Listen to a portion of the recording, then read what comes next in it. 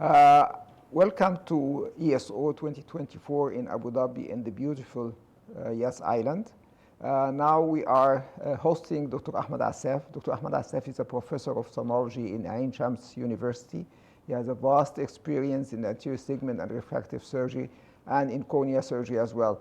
So we welcome him, and we need to get some of his experience in this conference. Welcome, Dr. Ahmed. Thank you very much, Dr. Hesham. I'm privileged to be here in this wonderful city and this fantastic event. It's truly amazing, and thank you very much for the invitation to be part of the ESO studio. Now we want to know what did you contribute in the ESO this year? Well, I've been in charge to talk about what's new in IOLs, and this is a really very hot topic because in the past decades we used to try to find or to stratify our patients between those patients are good candidates for trifocal lenses and those patients are not good for trifocal lenses. Because now with the era of the phaco-refractive surgery, we have been judged as surgeons by the success of the surgery. The patients judge us by the success of the surgery by the degree of the spectacle independence after the surgery. So if the patient is still have to wear glasses for distance and near, probably the patient judged the surgery is not very successful. And if the patient can get rid of one of both glasses for distance and reading, the patient probably will be very happy and judge the surgery is very successful. So now we are trying to get our refractive results after the phacoemulsification. So what's new in IOLs? In the meantime, we have a plenty of new IOLs, starting from the monofocal plus lenses, EDOF lenses. We have variety of EDOF lenses and trifocal lenses, as well as hybrid lenses. So in contrary to the past decades, now we are trying to find the good lens that match a particular patient. So this lens matched this patient, and this lens is probably the best for this patient according to the data from the patient's eye and according to the lifestyle as well. So we can find this suitable lens for each patient. This is because of the advancement in the IOLs regards the optics, regards the designs, and we are fortunate to have a plenty of those designs available now in the market, so we can choose the best lens and to improve the lifestyle of our patients and improve the degree of spectacle independence after the phacoemulsification. So cataract now is a customized, like the refractive surgery, is a customized surgery for each patient. Exactly. Yeah. So you've attended lots of conferences, I know, this year. And in your opinion, what was the most important advances that has happened in the ophthalmology this year? What's new? Well, this is a very good question.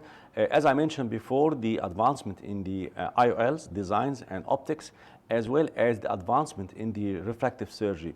Now there is a paradigm shift from the corneal surgery in the form of LASIK to the lenticule extraction. Many companies now are trying to shift from the LASIK and invest in the lenticule extraction because of the clear benefits of the lenticule extractions in terms of dry eye and rapid recovery after the surgery and the patient satisfaction. So they are trying to improve the laser algorithm to improve the dissection, to get smoother dissection as compared to the previous technology, and improve the visual recovery to be faster compared to the previous technology. And how about the surgical instruments? How about the microscopes, the phaco machines? Are there any advances in these subjects? So far, regards the phaco machines, there is no too much improvement. Probably some improvement in the fluidics, trying to have better stability of the anterior chamber during phacoemulsification. But for the microscopes, they have already incorporated some of the OCT, so we can do some surgery guided by the intraoperative OCT, online OCT, let's say, and this definitely improved the surgical outcomes, especially in cases of cornea surgery and of course in the posterior segment surgery. And the many corporate now are trying to invest in the let's say head-up microscopes. something like we don't have to put our eyes all the time on the eyepiece of the microscope, so we can do the surgery while watching a big screen in the OR. So this is good for the surgeon and for the patient as well. For the surgeon, because we don't have to put our neck down all the time or head down all the time, and this is probably not good for our necks.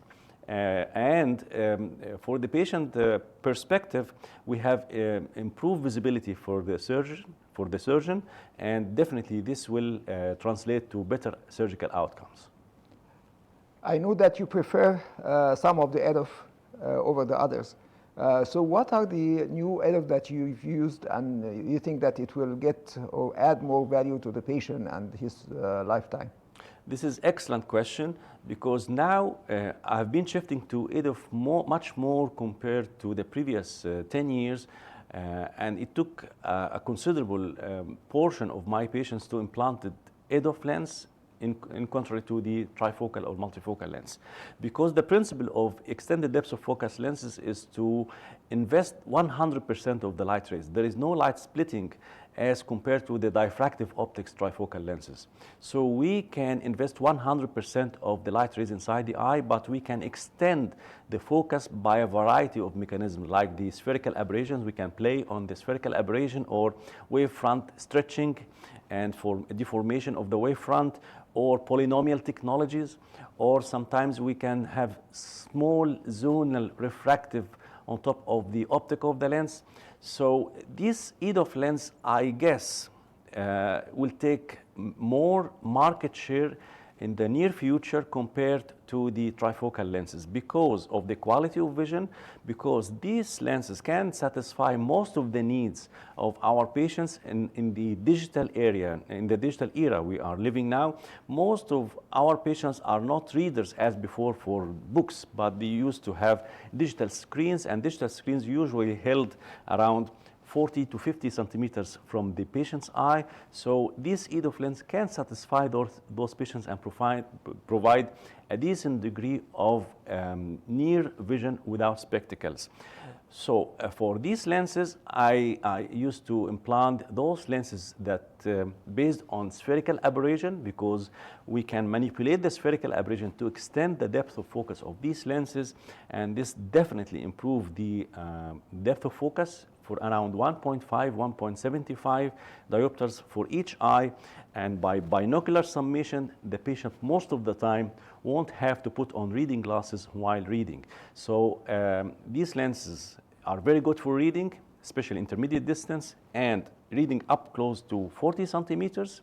Maybe closer than this, patient might need some reading spectacles of +1, but on the same time, we do not sacrifice the quality of vision for distance. There is no issues regarding the dysphotopsias, glares, halos, as compared with the trifocal lenses.